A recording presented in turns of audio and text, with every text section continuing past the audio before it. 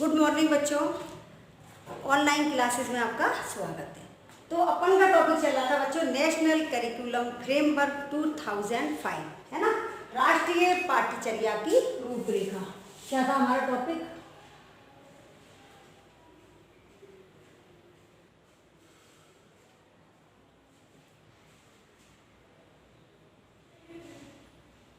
राष्ट्रीय पाठ्यचर्या की रूपरेखा।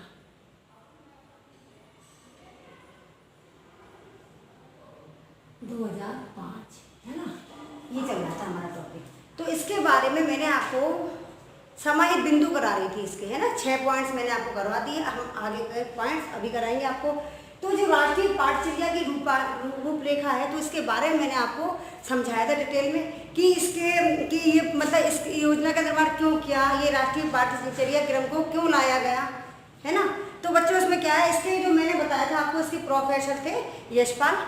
जो इसके राष्ट्रीय पाठ्यचर्या रूपरेखा के जो अध्यक्ष थे वो थे हमारे बच्चों प्रोफेसर यशपाल, और इस समिति के निर्देशक थे हमारे कृष्णकांत जी, है ना, प्रोफेसर कृष्णकांत जी। तो अब प्रश्न ये उठता है कि इसे 2005 यानी राष्ट्रीय पाठ्यचर्या रूपरेखा को इसमें क्यों शामिल किया गया, क्योंकि ये जो थी सभी विश्वविद्यालयों के लिए ये आवश्यक हो गया, है ना।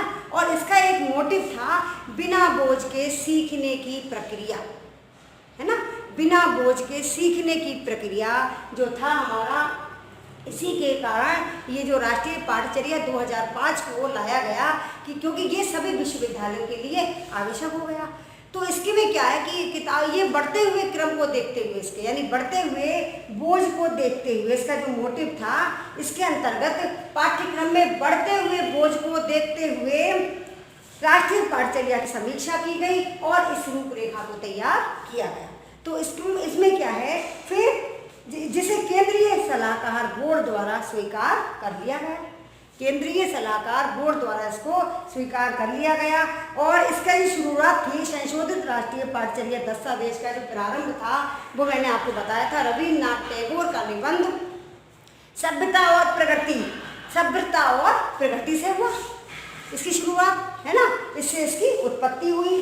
तो इसीलिए और एनसीएफ 2005 का जो हमने अनुवाद बताया था, ये संविधान की 8वीं सूची और इसमें 22 भाषाओं में इसका अनुवाद किया गया।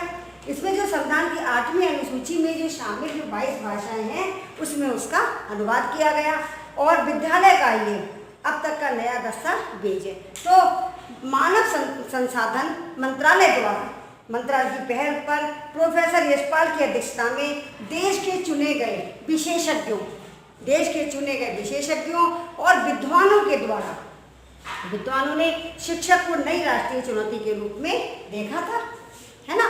फिर इसमें क्या हुआ बच्चों, सन एनसीएफ 2005 में भारतीय शिक्षा के विकास में जो योगदान देने वाले हमारे निम्नलिखित बिंदु थे इनको इसमें समाहित कर दिया गया, है ना। अब हम आगे देखते हैं कि हमारे जो हमने 6 पॉइंट्स, ये एकता का समावेश, 6 पॉइंट्स हमारा इसमें राष्ट्रीय एक 6 पॉइंट्स हमारा इसमें राष्ट्रीय एक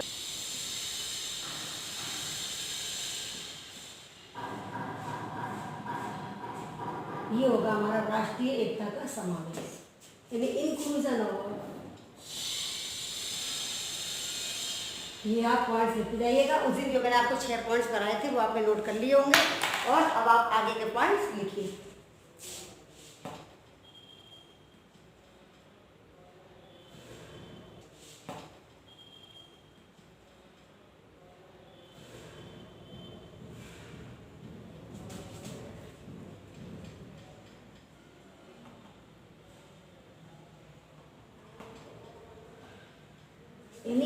इंक्लूजन ऑफ नेशनल इंटीग्रेशन, ठीक है। अब ये आगे के पॉइंट्स आप लिखते जाइए। इसमें क्या है बच्चों, राष्ट्रीय एकता का समावेश, यानी राष्ट्रीय पाठ्यचर्या जो है हमारी राष्ट्रीय पाठ्यचर्या की रूपरेखा में भारत इसका राष्ट्रीय एकता का भी समावेश किया गया, इसको भी सम्मिलित किया गया, क्योंकि राष्ट्रीय एकता एवं अखंडता जो है प्रत्येक दृष्टि से इम्पोर्टेंट है, प्रत्येक दृष्टि से अपना महत्वपूर्ण स्थान रखती है। तो इसीलिए राष्ट्रीय एकता अगर नहीं होगी तो बच्चों समाज में उनका उत्थान नहीं हो सकेगा, तो समाज में उनका उत्थान और विकास असंभव है, ये संभव हो ही नहीं सकता। तो इसलिए राष्ट्रीय एकता का होना भी बहुत जरूरी है। तो राष्ट्रीय एकता के विषय को प्राथमिक स्तर से ही ध्यान दिया गया है।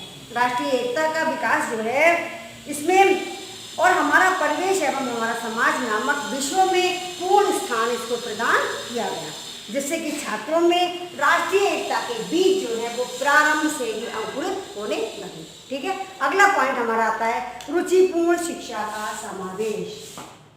नंबर 1, रुचिपूर्ण शिक्षा का समावेश।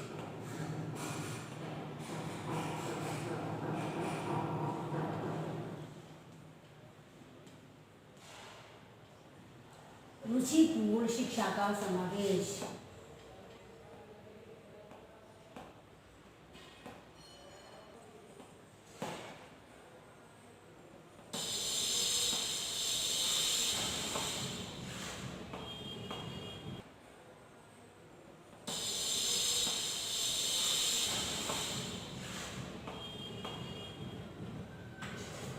यानी inclusion of interest in education system, यानी राष्ट्रीय पाठ्यक्रम का निर्माण, इस तथ्य का विशेष ध्यान दिया गया कि हमारा जो पाठ्यक्रम है वो कैसा होना चाहिए, रुचिपूर्ण शिक्षा से भरा हुआ, जिससे छात्रों में पढ़ने के बजाय उसमें नीरसता उत्पन्न ना हो, है ना। जो छात्र जो है शिक्षा से भरा हुआ, जिससे छात्रों में पढ़ने के बजाय उसमें नीरसता उत्पन्न ना हो, है ना। जो छात्र जो हैं कि उनमें निराशा की भावना उत्पन्न न हो और पाठ्यक्रम को इस प्रकार बनाया जाए, पाठ्यक्रम छात्रों के अध्ययन के प्रति रुचि उत्पन्न करने वाला हो तथा संपूर्ण शिक्षा व्यवस्था से पूर्ण हो। जैसे उसमें कहानी कविता है, भाई प्रारंभिक स्तर पर क्या देखा गया है, प्रारंभिक स्तर पर बच्चों को क्या है कहानी कविता वगैरह से शुरुआत करते हैं, जिससे बच्चे का क्या है इंटरेस्ट बढ़ता है, तो बच्चा स्कूल आना चाहता है। अगर हम उसको आते आते हम उसको कड़े सब्जेक्ट पढ़ाना शुरू कर देंगे कि इंग्लिश ले लिया हमने, जीके ले लिया, तो बच्चा क्या है, बच्चे का स्कूल आने का मन नहीं करेगा। तो क्या है कि हमारा पाठ्यक्रम ऐसा होना चाहिए रुचिपूर्ण शिक्षा से भरा हुआ, कि जिससे बच्चे के मन में कोई निरस्ता की भावना उत्पन्न ना हो, है ना। और बच्चा रुचिपूर्ण वातावरण जब होगा, उसका रुचिपूर्ण पाठ्यक्रम होगा, तो बच्चा अपने आप ही अगले दिन आने की कोशिश करेगा कि हमें विद्यालय जाना है ना। तो इसीलिए इसका प्रत्यक्ष उदाहरण प्राथमिक स्तर के पाठ्यक्रम एवं निर्धारित शिक्षण विधियां हैं, ठीक है ना। और प्राथमिक स्तर का पाठ्यक्रम छात्रों में रुचि उत्पन्न करता है, जैसे कहानी वगैरह सुनाना है, कविता वगैरह सुनाना है, इस तरह का पाठ्यक्रम होना चाहिए। अब अगला आता है हमारा छात्रों का स्वतंत्र विकास।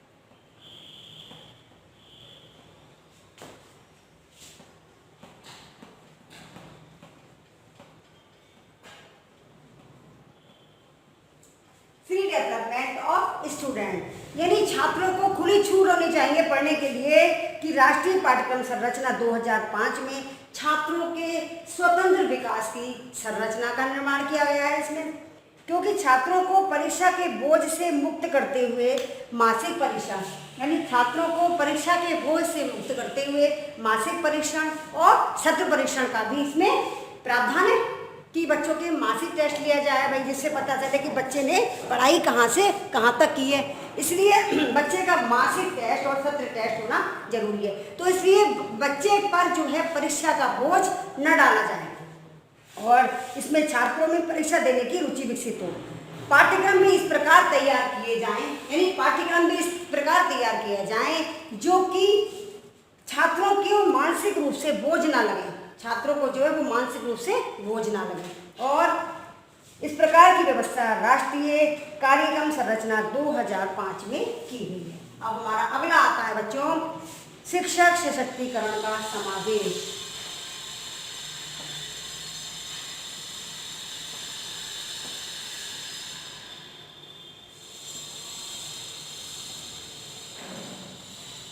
शिक्षक शिक्षक सशक्तिकरण का समावेश।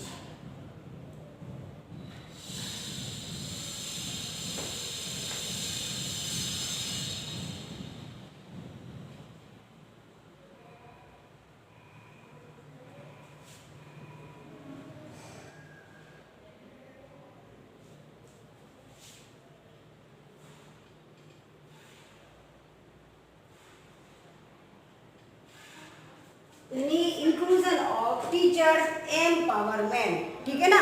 तो शिक्षक की स्थिति सुदृढ़ होने की व्यवस्था के अंतर्गत ही शिक्षण कार्य एक प्रशिक्षित शिक्षक को सौंपा गया है। शिक्षण कार्य प्रभावी एवं रुचिपूर्ण होता है तो शिक्षक ही वह आधारशिला है, शिक्षक ही वह आधारशिला है जो शिक्षण व्यवस्था को विकसित एवं प्रभावी आधार प्रदान करती है। इसीलिए शिक्षण को पूर्ण विश्वास के साथ, शिक्षण में अपना आत्मविश्वास से पूर्ण करने की ओर इस पाठ्यक्रम में व्यवस्था की गई है। क्योंकि शिक्षक के द्वारा ही इस पाठ्यक्रम को उचित प्रकार से क्रियान्वित किया जाता है। इसीलिए पाठ्यक्रम निर्माण में शिक्षक प्रतिनिधियों का सहयोग लिया जाता है। ये हमारा हो गया शिक्षक सशक्तिकरण का समावेश। 11 आता है हमारे अभिभावकों की सहभागिता।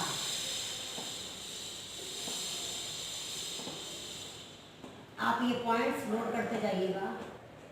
अभिभावकों की सहभागिता,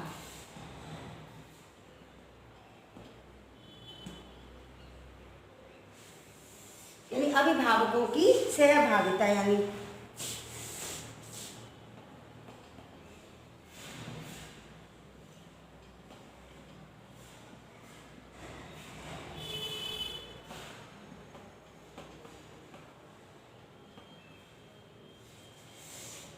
पार्टिसिपेशन ऑफ पेरेंट्स, यानी इसमें क्या है, इस शिक्षा में राष्ट्रीय पाठ्यचर्या की रूपरेखा में अभिभावकों का सहयोग भी जरूरी है। क्योंकि अभिभावकों के सहयोग से ही उस पाठ्यक्रम का निर्माण किया जाता है कि जिससे अभिभावक भी समझे कि हाँ किस तरह का पाठ्यक्रम हमारा बच्चा पढ़ पाएगा या नहीं। क्योंकि अभिभावक को तो यही लगता है कि हमारा बच्चा भी हमारा बच्चा भी इंग्लिश बोल सके और वो उन बच्चों से कमजोर ना हो। तो इसमें अभिभावकों के विचार भी जाने गए, क्योंकि अभिभावक अपने बच्चों को उन विद्यालयों में भेजना पसंद करते हैं। अभिभावक अपने बच्चों को उन विद्यालयों में भेजना पसंद करते हैं जहाँ का पाठ्यक्रम एवं शिक्षण व्यवस्था उनकी आकांक्षाओं की कसौटी पर खरी उतरती है ना। अतः पाठ्यक्रम का निर्माण करते समय अभिभावकों की इच्छाओं का भी ध्यान रखना आवश्यक है। इच्छाओं का भी वही ध्यान करती है ना। अतः पाठ्यक्रम का निर्माण करते समय अभिभावकों की इच्छाओं का भी ध्यान रखना आवश्यक है। इच्छाओं का भी वही ध्यान रखा जाता है कि अभिभावक क्या चाहता है, उनका बच्चा किस तरह से पढ़ाई करे, उनका बच्चा इंग्लिश में कैसा है, कि पढ़ पा रहा है कि नहीं पढ़ पा रहा है। तो इसीलिए जो है अभिभावकों की सहभागिता भी इस पाठ्यक्रम में जरूरी है। इसलिए पाठ्यक्रम निर्माण में अभिभावकों की इच्छाओं का भी ध्यान रखना पड़ता है, ठीक है ना। अब हमारा अगला पॉइंट आता है पूर्व कार्यक्रमों का समावेश।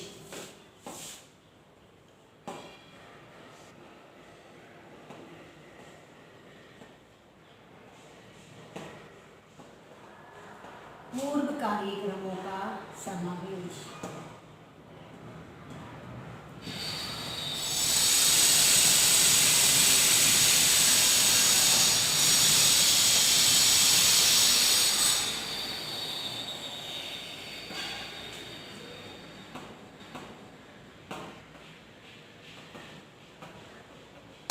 राष्ट्रीय कार्यक्रम संरचना में इससे पूर्व में प्रस्तुत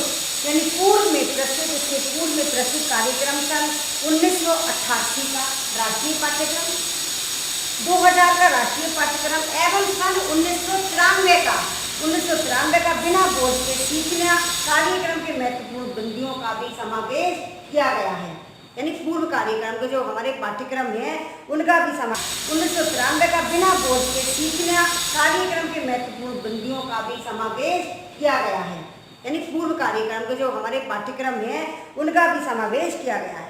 इसके साथ साथ बिंदुओं को जो कि उपरोक्त कार्यक्रमों में जो बिंदु छूट गए हैं उनको भी सम्मिलित किया गया। इससे बच्चों ये स्पष्ट होता है कि राष्ट्रीय कार्यक्रम संरचना 2005 एक समग्र एवं पूर्ण विकसित कार्यक्रम है जो कि शिक्षक, छात्र एवं अध्यापक को पूर्ण संतोष प्रदान करता है, पूर्ण संतोष प्रदान करता है। ठीक है, अब अगला आता है हमारा कक्षा कक्ष व्यवस्था पर विचार।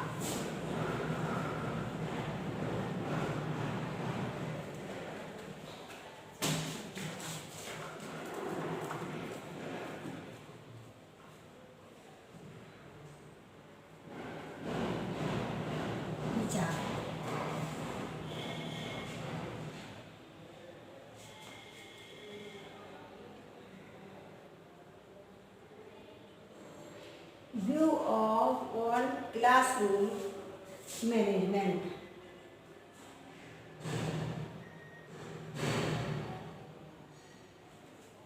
Management, view on classroom management, यानी इस पाठ्यक्रम संरचना में कक्षा कक्ष प्रबंध, यानी कक्षा कक्ष प्रबंध संबंधी समस्या पर विचार किया गया। जैसे मातृभाषा को शिक्षण, मातृभाषाओं को शिक्षण जो है, मातृभाषा को शिक्षण माध्यम की समस्या पर विचार करते हुए कहा गया है यदि किसी विद्यालय में भोजपुरी, असमी, पंजाबी, उड़िया आदि इस तरह के विद्यार्थी अध्ययन कर रहे हैं तो इस पर किस प्रकार के शिक्षक जो हैं, शिक्षकों की व्यवस्था होगी। तो यहाँ पर जो सभी प्रकार के जब बच्चे अध्ययन कर रहे हैं तो यहाँ पर किस प्रकार के शिक्षकों की आवश्यकता होगी, इसमें इस बात को भी देखा गया है। और क्या एक ही शिक्षक इन सभी प्रकार के विद्यार्थियों को पढ़ा सकता है? क्या एक ही शिक्षक इन सभी प्रकार के विद्यार्थियों को पढ़ा सकता है? ये भी देखा जाएगा। अतः इसलिए प्रत्येक पक्ष के सकारात्मक एवं नकारात्मक बिंदुओं पर ध्यान दिया जाता है। तो कक्षा कक्ष व्यवस्था पर इसीलिए विचार किया जाता है। अगला आता है हमारा वित्तीय एवं मानवीय स्रोतों पर विचार।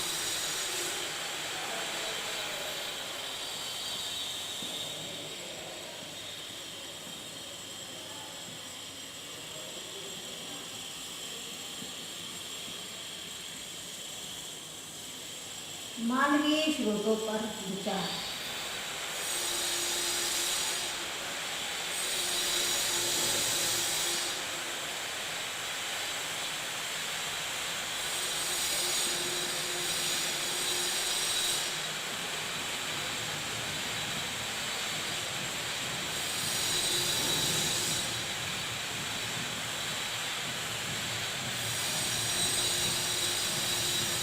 सोर्सेज, ठीक है ना, यानी वित्तीय और मानवीय स्रोतों का विचार। राष्ट्रीय पाठ्यक्रम संरचना में वित्तीय एवं मानवीय स्रोतों पर भी विचार किया गया है कि भारतीय परिस्थितियों को ध्यान में रखकर इसका निर्माण करते हुए पाठ्यचर्या ही भारतीय परिस्थिति में क्रियान्वित हो सकता है। इस पाठ्यक्रम के क्रिया अन्वयन में वित्तीय एवं मानवीय स्रोतों की प्रचुरता होती है ना, मानवीय स्रोतों की प्रचुरता होती है ना, वित्तीय एवं मानवीय स्रोतों की प्रचुरता होनी चाहिए।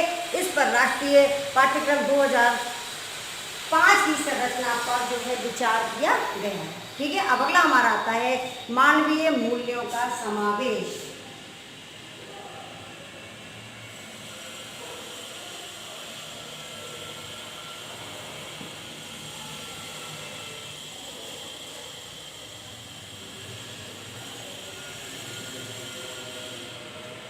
मानवीय मूल्यों का समावेश।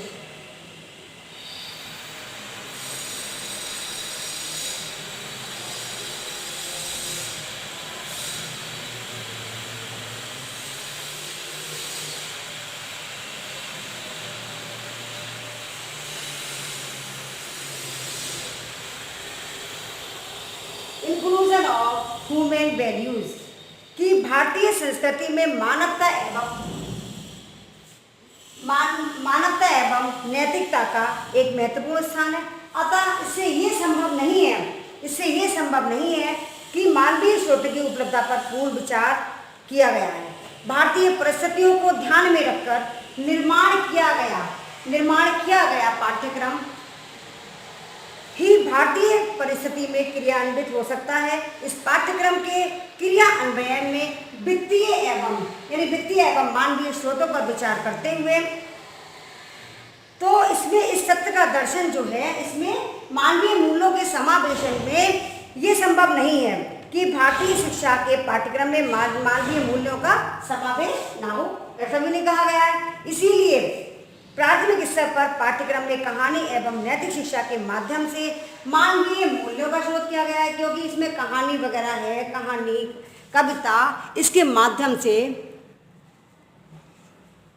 कहानी, कविता, इसके माध्यम से जो है हमें ये बताया गया है कि कहानी, कविता जो है इसमें होनी चाहिए। नैतिक शिक्षा के मानवीय मूल्यों का समावेश किया गया है। इससे मानवीय मूल्यों का विकास क्रम जो है, मानवीय मूल्यों का विकास क्रम उच्च माध्यमिक स्तर के पाठ्यक्रम तक चलता रहता है। इसीलिए राष्ट्रीय पाठ्यचर्या 2005 की संरचना में मानवीय मूल्यों को विकसित करने वाली विषय वस्तु को महत्वपूर्ण स्थान प्रदान किया गया है। अब अगला आता है हमारा 16वां। अब लिखिए आप 16, पूर्व कार्यक्रमों की असफलता पर विचार।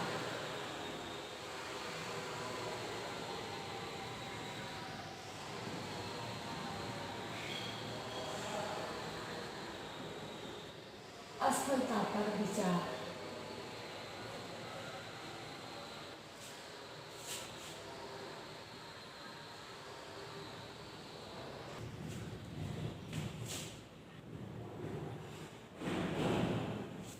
View on failure of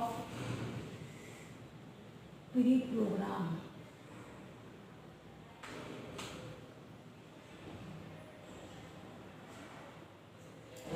पूर्व पाठ्यक्रम संरचना 2005 को निर्मित करने से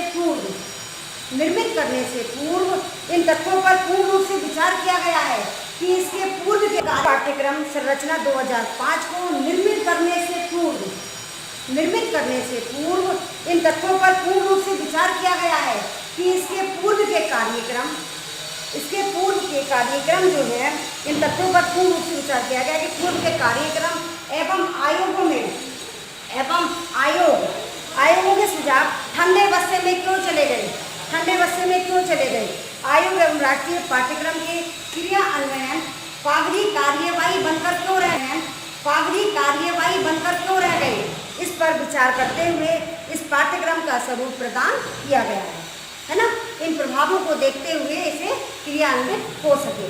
तो अब बच्चों इससे क्या स्पष्ट होता है कि ये जो मैंने आपको करवाए हैं इसके पॉइंट, तो इसमें क्या स्पष्ट होता है कि राष्ट्रीय पाठ्यक्रम संरचना जो है 2005 हमारी एनसीईआरटी द्वारा पूर्णतः सावधानी का प्रयोग किया गया है इसमें, है ना। और इस पाठ्यक्रम में उन सभी तथ्यों को दूर किया गया है जिनके कारण पाठ्यक्रम क्रियान्वयन में बाधा उत्पन्न ना हो, जिससे किसी प्रकार की इसमें बाधा ना आए, और तथा उन्हें तथ्यों को महत्वपूर्ण स्थान प्रदान किया गया है जो पाठ्यक्रम के प्रभावी क्रियान्वयन में योगदान देने वाले हैं। तो बच्चों, राष्ट्रीय पाठ्यचर्या की जो रूपरेखा है, इसके अंतर्गत संपूर्ण शैक्षिक व्यवस्था को आधार प्राप्त हुआ और प्रत्येक स्तर पर पाठ्यक्रम संरचना में उन सभी बिंदुओं को, जो मैंने आपको अभी भी जो बिंदु पढ़ाए हैं, उन सभी बिंदुओं को इसमें समाहित किया गया है जो छात्र के सर्वांगीण विकास में योगदान देते हैं। ठीक है ना। तो ये हमारा कंप्लीट हो गया, राष्ट्रीय पाठ्यचर्या की रूपरेखा 2005, ये टॉपिक हमारा कंप्लीट हो गया। मुझे आशा है कि आप लोगों ने ये पॉइंट वगैरह मेरे नोट कर लिए होंगे। ठीक है, थैंक यू बच्चों।